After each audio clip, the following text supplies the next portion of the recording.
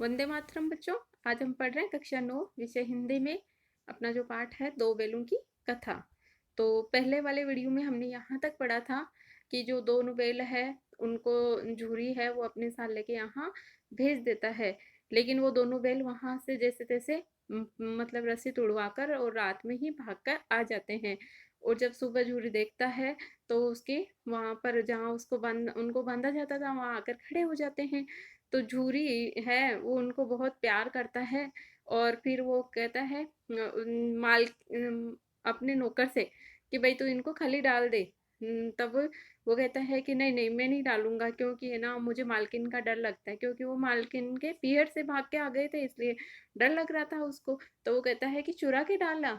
तो वो कहता है नहीं दादा, पीछे से तुम भी उन्हीं किसी कहोगे, पीछे से यानी जब वो मालकिन गुस्सा करेगी तो तुम भी उन्हीं का साथ दोगे, इसलिए मुझे डर लगता है। तो हम इसके आगे का पाठ पढ़ रहे हैं। दूसरे दिन जूहरी का साला फिर आया और बैलों को ले चला। अब की उसने दोनों को गाड़ी में जोता, यानी दोनों बैलों को फिर लेके चला गया। और पहले तो ऐसे ही पकड़ के रस्सी पकड़ के लेके गया था, लेकिन इस बार वह गाड़ी में उनको जोत कर ले गया, यानी गाड़ी भी साथ लाया था उसी में उनको ले गया। दो चार बार मोती ने गाड़ी को सड़क की खाई में गिराना चाहा, पर हीरा ने संभाल लिया, वह ज्यादा सहनशील था। हाँ, हीरा ज्यादा सहनशील था और जो मोती था वो थोड़ा नटखट था। उसने सोचा गाड़ी को गिरा दें और तुड़वा कर भाग जाएं, लेकिन हीरा ने मतलब उसको गाड़ी को संभाल लिया। उसमें सहनशीलता ज्यादा थी। संध्या समय घर पहुंचकर उसने दोनों को मोटी रस्सियों से बांधा और कल की शरारत का मजा चखाया। फिर वही सूखा भूसा डाल दिया, अपने दोनों बैलों को खली चूनी सब दी, यानी उनको तो सूखा भूसा डाला और जो उसके पास पहले से दो बैल थे उनको उसने सूख मतलब अच्छी तरह हरा मतलब अच्छा चारा डाला और उनको खली भी डाली, चुनी भी डाली, सब कुछ उनको दिया। दोनों बैलों का ऐसा अपमान कभी न हुआ था। जूरी इन्हें फूल की झड़ी से भी न छूता था, यानी बिल्कुल भी मारता नहीं था। उसकी टिक्कार पर दोनों उड़ने लगते थे, यानी थोड़ा सा भी वह बोल देता तो वो दोनों भाग भाग के काम करते। यहाँ मार पड़ी, यानी उसके साले ने उनको मारा।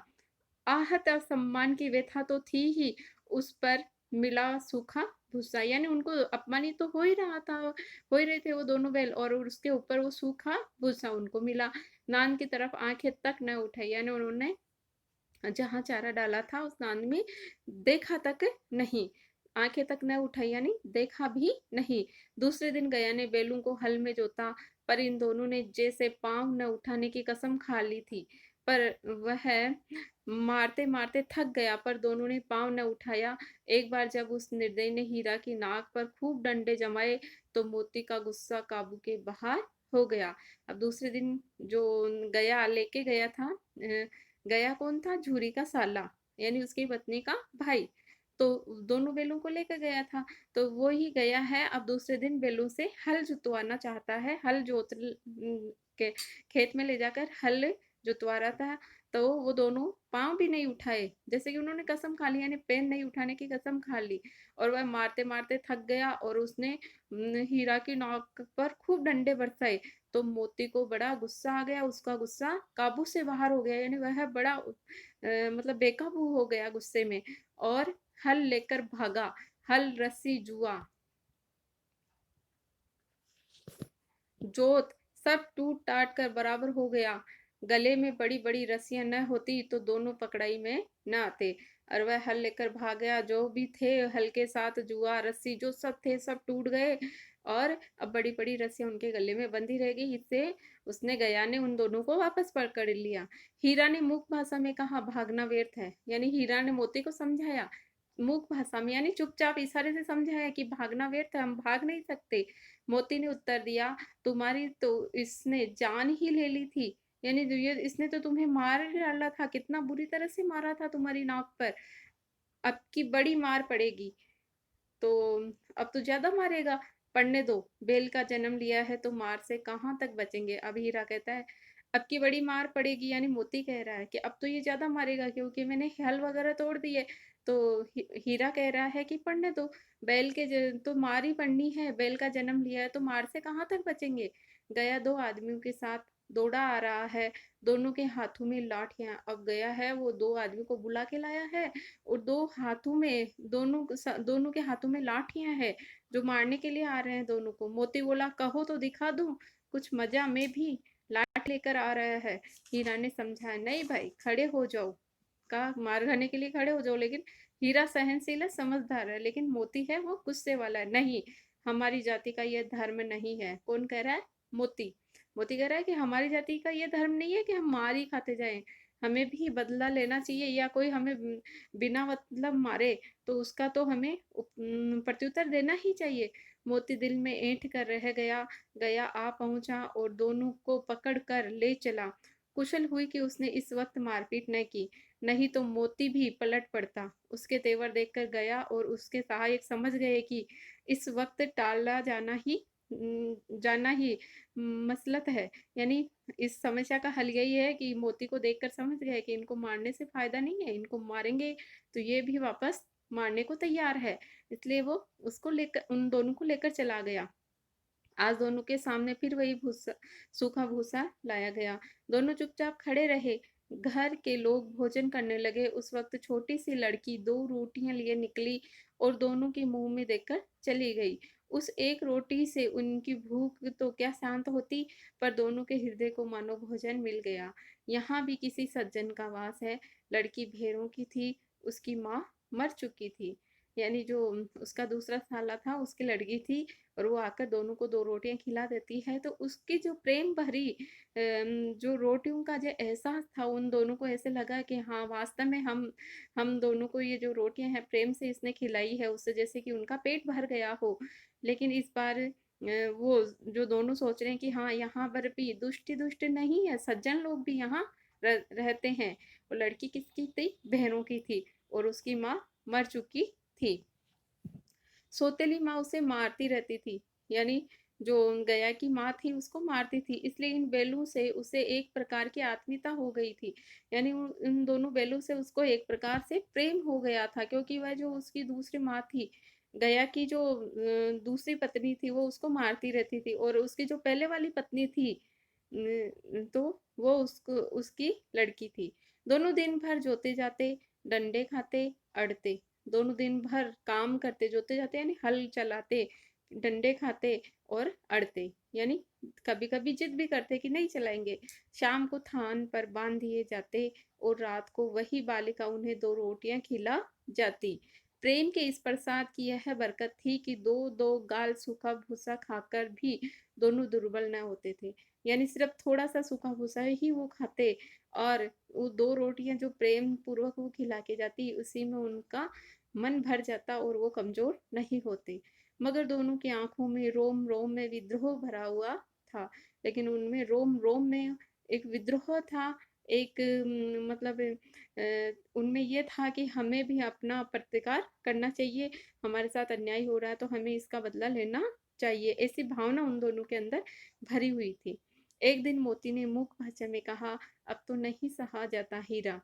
यानी उसको समझाया कि अब तो सहन नहीं होता हीरा, क्या करना चाहते हो? एक आध को सींगों पर उठाकर फेंक दूंगा। किसने कहा? मोती ने। लेकिन जानते हो, वह प्यारी लड़की जो हमें रोटियां खिलाती है, उसी की लड़की है जो इस घर का मालिक है। यह बेचारी अनाथ न हो जाएगी। यानी तुम ऐसा करोगे, उठा के फेंकोगे तो गया भी मारा जाएगा, और ये गया की ही बेटी है जो तुम्हें रोटियां खिलाती है, वो भी प्यारी सी लड़की, वो अनाथ हो जाएगी। तो मालकिन को न फेंक दूं? वही तो उस लड़की को मारती है। मोती कह रहा कि उस मालकिन को फेंक दूं जो उस लड़की को भी मारती है और हमें भी सता रही है। लेकिन औरत जात पर सिंह चलाना मना है, यह भूले जाते हो। हीरा कह रहा है कि औरत जात पे सिंह नहीं चलाते, क्या तुम यह भूल गए? तुम तो किसी तरह निकलने ही नहीं देते। बताओ, तो उड़ाकर भाग चले? हाँ, यह मैं स्वीकार करता हूँ, लेकिन इतनी मोटी रस्सी टूटेगी कैसे? इसका एक उपाय है। पहले रस्सी को थोड़ा सा चबा लो, फिर एक झटके में जाती है। रात को जब बालिका रोटियां खिलाकर चली गई, दोनों रस्सियां चबाने लगे, पर मोटी रस्सी मुंहों में न आती थी। बेचारे बार बार जोर लगाकर रह जाते थे। सहसा घर का द्वार खुला और वही वही लड़की निकली। दोनों सिर झुकाकर उसका हाथ चाटने लगे। दोनों की पूंछें खड़ी हो गई। उसने उनके माथे सहलाए और बोली, खोले देती हूँ। चुपके से भाग जाओ, नहीं तो यहाँ लोग मार डालेंगे। आज घर में सलाह हो रही है कि इनकी नाकों में नाथ डाल दी जाए। नाकों में नाथ यानी मोटा लोहे का कड़ा, तो फिर ये भाग नहीं पाएंगे। उसने गराव खोल दिया यानी गले की रस्सी खोल दी, पर दोनों चुपचाप खड़े रहे। मोती ने अपनी भाषा में पूछा, अब चलते क्यों नहीं? हीरा ने कहा, चले तो, लेकिन कल इस अनाथ पर आफत आएगी, सब इसी पर संदेह करेंगे। सहसा बालिका चिल्लाई, दोनों फूफा वाले बैल भागे जा रहे हैं। ओ दादा दादा, दोनों बैल भागे जा रहे हैं, जल्दी दौड़ो। अब वो चिल्लाने लग गई।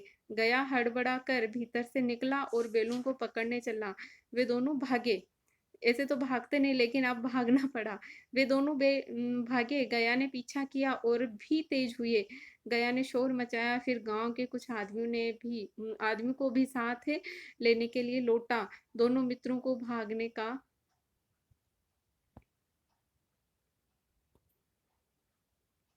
मौका मिल गया। सीधे दौड़ते चले गए, यहाँ तक कि मार्ग का ज्ञान न रहा।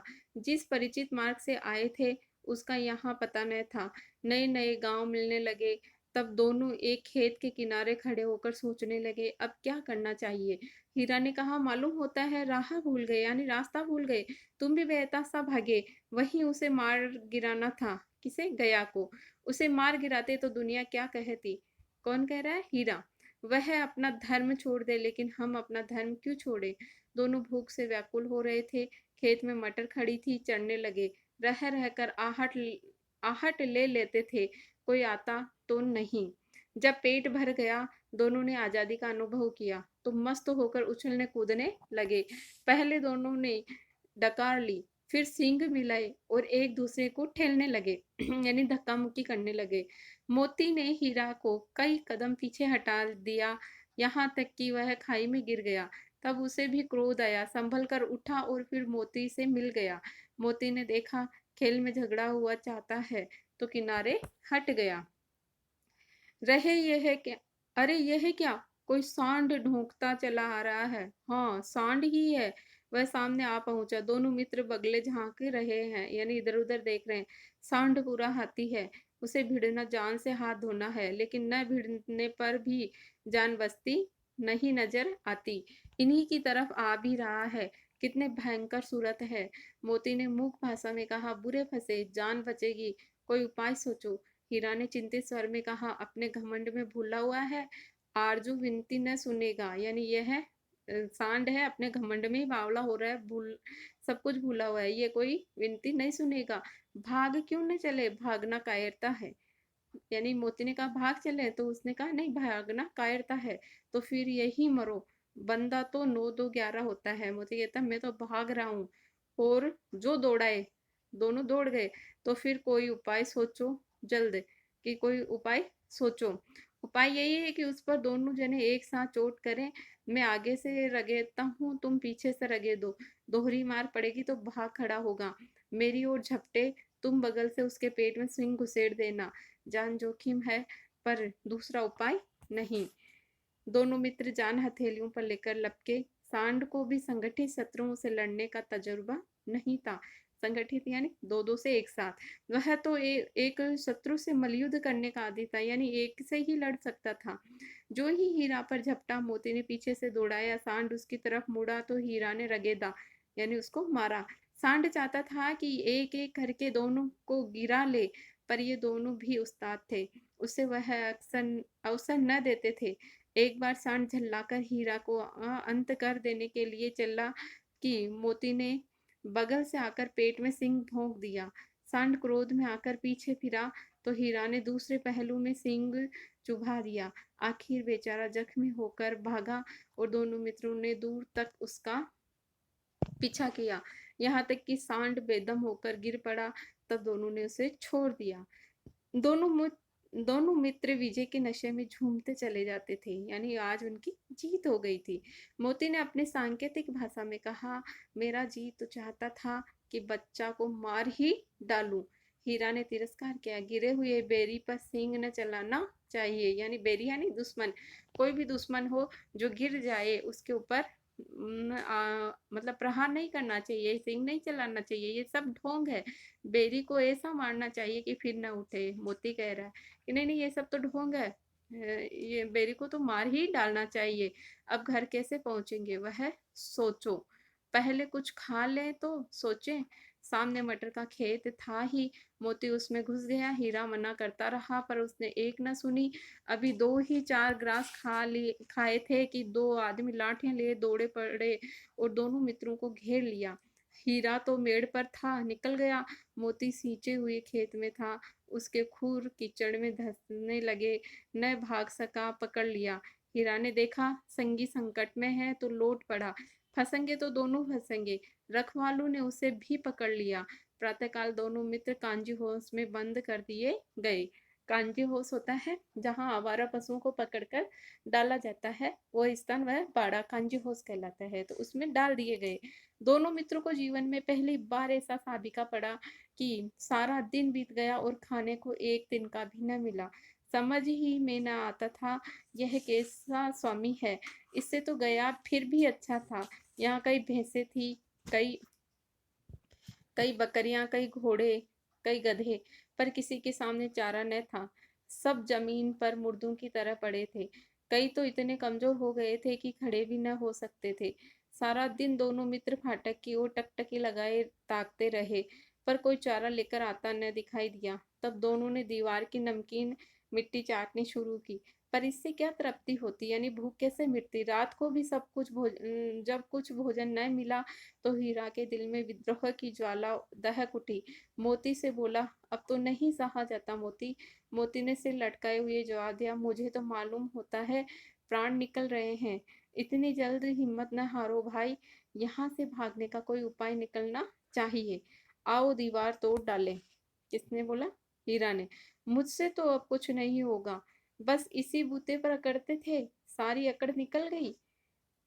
बाड़े की दीवार कच्ची थी, हीरा मजबूत तो था ही। अपने नुकीले सिंग दीवार में गाड़ दिए और जोर मारा तो मिट्टी का एक चिप्पड़ निकल आया। फिर उसे तो उसका साहस बढ़ा। इसने दौड़ दौड़ कर दीवार पर चोटें की और हर चोट में थोड़ी थोड़ी मिट्टी गिराने लगा। उसी समय कांजी उसका चौकीदार लालटेन लेकर जानवरों की हाजिरी लेने आ निकला। हीरा का उज्जड़पन देखकर उसने उसे कई डंडे रसीद किए और मोटी सी रस्सी से बांध दिया। मोती ने पड़े पड़े कहा, आखिर मार खाई, क्या मिला? अपने बूते भर जोर तो मार दिया। ऐसा जोर मारना किस काम का कि और बंधन में पड़ गए। जोर तो मारता ही जाऊंगा, चाहे कितने ही बंधन पड़ते जाए। जान से हाथ धोना पड़ेगा, कुछ परवाह नहीं, यूं भी तो मरना ही है। सोचो, दीवार खुद जाती तो कितनी जानें बच जाती। इतने भाई यहाँ बंद है, किसी की देह में जान नहीं है। 2-4 दिन और यही हाल रहा तो सब मर जाएंगे। यानी कोशिश, हीरा कह रहा है कि कोशिश करना बेकार नहीं है, कोशिश तो हमें करनी ही चाहिए। हाँ, यह बात तो है। अच्छा तो ला, फिर मैं भी जोर लगाता हूँ। मोती ने भी दीवार में उसी जगह सींग मारा। थोड़ी सी मिट्टी गिरी और फिर हिम्मत बढ़ी। फिर तो वह दीवार में सींग लगाकर इस तरह जोर करने लगा मानो किसी प्रतिद्वंदी से लड़ रहा है। आखिर कोई 2 घंटे की जोर आजमाई के बाद दीवार ऊपर से लगभग 1 हाथ गिर गई। उसने दूनी शक्ति से दूसरा धक्का मारा तो आधी दीवार गिर पड़ी। दीवार का गिरना था कि अधमरे से पड़े हुए सभी जानवर चेत उठे। तीनों घोड़ियां सरपट भाग निकली, फिर बकरियां निकली, इसके बाद भैंसें भी खिसक गई। अब गधे अभी तक ज्यों के त्यों खड़े थे। हीरा ने पूछा, तुम दोनों क्यों नहीं भाग जाते?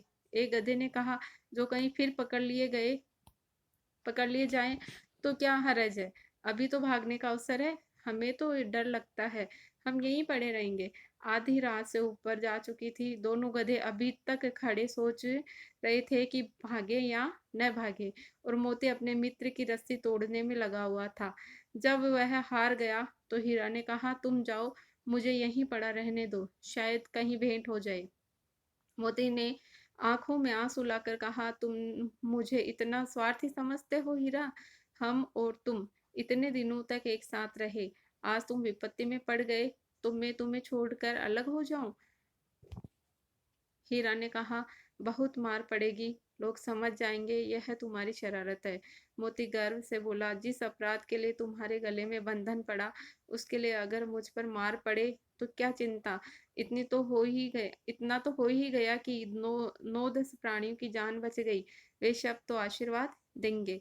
ये कहते हुए मोती ने दोनों गधों को सींग से मार मार कर बाड़े से बाहर निकाला और तब अपने बंधु के पास आकर सो रहा। भोर होते ही मुंशी और चौकीदार तथा अन्य कर्मचारियों में कैसी खलबली मची, इसके लिखने की जरूरत नहीं। बस इतनी ही काफी है कि मोती की खूब मरम्मत हुई और उसे भी मोटी रस्सी से बांध दिया गया। एक सप्ताह तक दोनों मित्र वहां बंधे पड़े रहे। किसी ने चारे का एक तृण भी न डाला। हाँ, एक बार पानी दिखा दिया जाता था, यही उनका आधार था। दोनों इतने दुर्बल हो गए थे कि उठा तक न जाता था। ठठरियां निकल आई थी, ठठरिया यानी हड्डियां उनकी दिखने लग गई थी। एक दिन बाड़े के सामने डुग्गी बजने लगी, डुग्गी यानी डमरू, और दोपहर होते होते वहां 50-60 आदमी जमा हो गए। तब दोनों मित्र निकाले गए और उनकी देखभाल होने लगी। लोग आकर उनकी सूरत देखते और मन फीका करके चले जाते। ऐसे मृतक बैलों का कौन खरीदार होता, यानी उनकी नीलामी होने लग गई, उनको बेचा जाने लगा। सहसा एक दड़ियल आदमी, जिसकी आंखें लाल थी और मुद्रा अत्यंत कठोर, आया और दोनों मित्रों के कुल्हों में उंगली गोद कर मुंशी जी से बातें करने लगा। उसका चेहरा देखकर अंतर्ज्ञान से दोनों मित्रों के दिल कांप उठे, यानी वो समझ गए कि ये खरीद लेगा। वह कौन है और उन्हें क्यों टटोल रहा है, इस विषय में उन्हें कोई संदेह न हुआ। दोनों ने एक दूसरे को भीत नेत्रों से देखा, यानी डरावने नेत्रों से, और सिर झुका लिया। हीरा ने कहा, गया के घर से नाहक भागे, यानी बेकार ही भागे, अब जान न बचेगी। मोती ने अश्रद्धा के भाव से उत्तर दिया, कहते हैं भगवान सबके ऊपर दया करते हैं, उन्हें हमारे ऊपर क्यों दया नहीं आती। भगवान के लिए हमारा मारना जीना दोनों बराबर है। चलो अच्छा ही है, कुछ दिन उसके पास तो रहेंगे। एक बार भगवान ने उसकी लड़की के रूप में हमें बचाया था, क्या अब न बचाएंगे। यह आदमी छुर्री चलाएगा, देख लेना। हीरा कह रहा है कि हमें मार देगा ले जाकर। तो क्या चिंता है, मांस खाल सींग हड्डी सब किसी न किसी काम में आ जाएंगे। नीलाम हो जाने के बाद दोनों मित्र उस दड़ियल के साथ चले। दोनों की बोटी बोटी कांप रही थी, बेचारे पांव तक न उठा सकते थे, पर भय के मारे गिरते पड़ते भागे जाते थे, क्योंकि वह जरा भी चाल धीमी हो जाने पर जोर से डंडा जमा देता था। राह में गया बेलू का एक रेवड़ हरे हरे हार में चरता नजर आया। गाय बैलों का रेवड़ यानी गाय बैलों का झुंड। सभी जानवर प्रसन्न थे, चिकने चपल। कोई उछलता था, कोई आनंद से बैठा पागुर करता था। पागुर यानी जुगाली, खाने के बाद मुंह चलाना। कितना सुखी जीवन था इनका, पर कितने स्वार्थी है सब। किसी को चिंता नहीं कि उनके दो भाई बधिक के हाथ पड़े कैसे दुखी है। बधिक यानी मारने वाले हैं, ये कसाई है जो ले जा रहा है। सहसा दोनों को ऐसा मालूम हुआ कि यह परिचित राह है, यानी जानी पहचानी। हाँ, इसी रास्ते में गया उन्हें ले गया था। वही खेत, वही बाग, वही गांव मिलने लगे। प्रतिक्षण उनकी चाल तेज होने लगी। सारी थकान, सारी दुर्बलता गायब हो गई, यानी कमजोरी। आहा, यह लो, अपना ही हार आ गया, यानी उनका गांव आ गया। इसी कुएं पर हम पुर चलाने आया करते थे। पुर यानी झड़स से पानी निकालना, यही कुआं है। मोती ने कहा, हमारा घर नगीच आ गया। नगीच यानी पास में, नजदीक। हीरा बोला, भगवान की दया है, मैं तो अब घर भागता हूँ। यह जाने देगा, इसे मैं मार गिराता हूँ। नहीं नहीं, दौड़कर थान पर चलो, वहां से हम आगे न जाएंगे, यानी दौड़कर थान पर चलो, वहां से आगे नहीं जाएंगे। दोनों उन्मत्त होकर बछड़ों की भांति कुल्लेले करते हुए घर की ओर दौड़े। कुल्लेले यानी उछलते कूदते, जैसे बछड़े कूदते हैं। वह हमारा थान है, यानी बांधने की जगह, जहां पर झूरी उनको बांधता था, वहां पहुंच गए। दोनों दौड़कर अपने थान पर आए और खड़े हो गए। दड़ियल भी पीछे पीछे दौड़ा चला आता था। झूरी द्वार पर बैठा धूप खा रहा था। बैलों को देखते ही दौड़ा और उन्हें बारी बारी से गले लगाने लगा। मित्रों की आंखों में से आनंद के आंसू बहने लगे। एक झूरी का हाथ चाट रहा था। दड़ेल ने जाकर बेलों की रस्सियां पकड़ ली। झूरी ने कहा, मेरे बेल हैं, तुम्हारे बेल कैसे। मैं मवेशी खाने से नीलाम लिए आता हूँ। मैं तो समझा हूँ चुराए लिए आते हो। चुपके से चले जाओ, मेरे बैल हैं, मैं किसी के मैं बेचूंगा तो बिकेंगे, किसी को मेरे बैल नीलाम करने का क्या अख्तियार है? अख्तियार यानी अधिकार किसी को नहीं है। जाकर थाने में रपट कर दूंगा। कौन बोला? धड़ियल, जो बूढ़ा आदमी था। मेरे बैल है, इसका सबूत यह है कि मेरे द्वार पर खड़े हैं। धड़ियल झल्लाकर बैलों को जबरदस्ती पकड़ ले जाने के लिए बढ़ा। उसी वक्त मोती ने सींग चलाया, धड़ियल पीछे हटा। मोती ने पीछा किया, धड़ियल भागा। मोती पीछे दौड़ा। गांव के बाहर निकल जाने पर वह रुका, पर खड़ा धड़ियल का रास्ता देख रहा था। धड़ियल दूर खड़ा धमकियां दे रहा था, गालियां निकाल रहा था, पत्थर फेंक रहा था, और मोती विजय शूर की भांति उसका रास्ता रोके खड़ा था।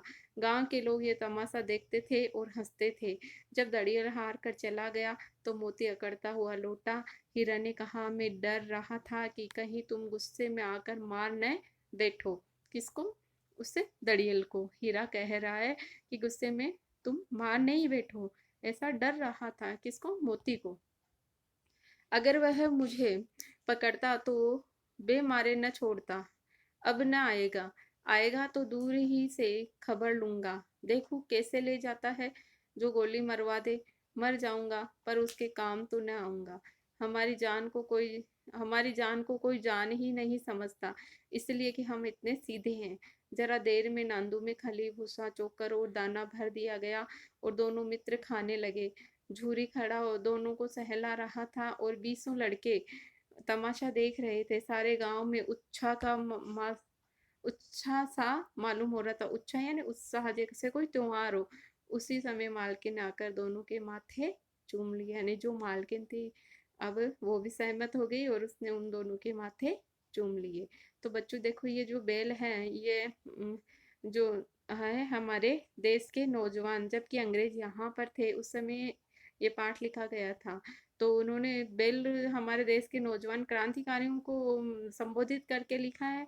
और जो उनको बेचे जा रहे हैं वो हमारे यहाँ के राजा महाराजा थे जो उनको बेच रहे थे, लेकिन क्रांतिकारियों ने कैसे करके अपनी स्वतंत्रता का मूल्य चुकाया, उसी हिसाब से ये पाठ लिखा गया है, उसी के